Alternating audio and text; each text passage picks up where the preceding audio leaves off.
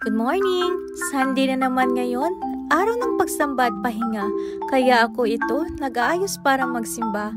Minsan lang kasi ako nakakapagsimba, madalas busy sa work, kaya kapag may pagkakataon, sinisingit ko talaga.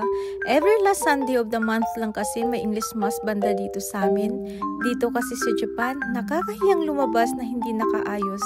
Kasi yung mga Japanese dito, bago lumabas, nakaayos talaga sila. Saktong 1 PM ako umalis ng apato. Nasa 2 PM ang oras ng Mass. Saktong paglabas ko, bumuhos naman itong ulan. Kung kailan naman weekend, saka naman maulan, kaya hindi ko tuloy nasusulit yung Yasumi ko. Buti na lang itong apato ko malapit sa lahat, kaya hindi mahirap sa tulad kung walang sasakyan. Yun nga lang ang disadvantage nito, malayo sa pinapasukan ko, kaya mahirap kapag winter. Autumn season na pala ngayon dito, kaya malamig yung simoy ng hangin. Alam nyo ba yung season na to ang paborito ko? Ngayon naglalakad na ako papunta sa sakayan. Nabanggit ko nga kanina, malapit kami sa lahat. Kaya malapit din ang sakayan dito sa amin. Isang sakay nga lang mula sa apartment ko papunta sa simbahan. Ang sasakyan ko nga ngayon ay tram. Dito sa Japan, on time talaga lahat. Lalo na when it comes to transportation. Sobrang importante talaga sa mga Hapon ang oras. Sa totoo lang, hindi mahirap mag-commute dito. Convenient at well-organized sila.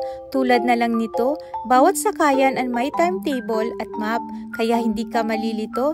Itong sinasakyan ko, ang ruta lang nito, mula dito hanggang X station, papunta at pabalik ang biyahe nito. Every 15 minutes, katulad ng tricycle sa Pilipinas. Kung iisipin nyo, syempre, masosyal nga lang dito. Pamasahe dito, naka-fix kung saan ka bababa. Kailangan mo lang gawin, pindutin yung button sa gilid. Tapos, yung pamasahe mo, ihuhulog mo lang dyan sa box katabi ng driver. After 30 minutes, nakababa na ako. Aba, itong ulan, mas lalo pang lumakas ng bahagya. Dito sa binabaan ko, kaharap ng nito ang Toyama Castle. Isa ito sa tourist attraction dito sa Toyama. Oo nga pala. Ang Japan ay kilala din sa madami at magagandang kastilyo. Meron dito. Ngayon ko lang din napansin, may mga pato pala dito kahit ilang beses na ako dumadaan. Ang kulit tingnan, mukhang nag-i-enjoy sila sa paglalangoy. Namiss ko tuloy mag-alaga ng pato sa probinsya namin. Mula dito, maglalakad pa ako ng ilang minuto papunta ng simbahan. Tapos, madadaanan ko pa yung Daiwa Mall, isa sa sikat na mall dito sa Toyama.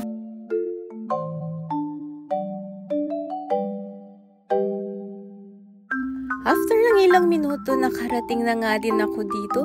Mukhang napaaga yata ako, kaya mukhang wala pang masyadong madaming tao.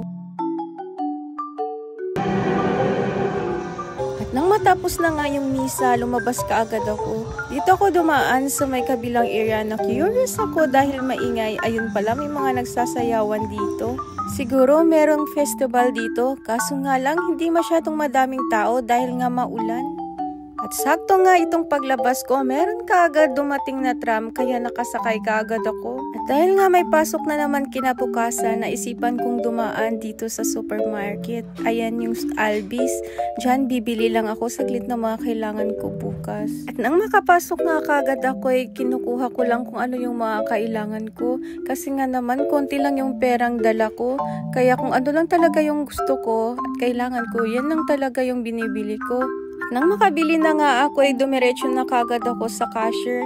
Tuwing weekend ka talaga ako nagkakaimuno kasi naman sa mga ganitong araw ay mas mura yung bilihin kumpara sa ordinaryong araw. Kaya naman sa tulad kong nagtitipid, nakatutulong talaga ito. At nang makapagbayad na nga ako ay umuwi na kagad ako. Hindi na ako tumambay pa kasi may pasok pa kinabukasan.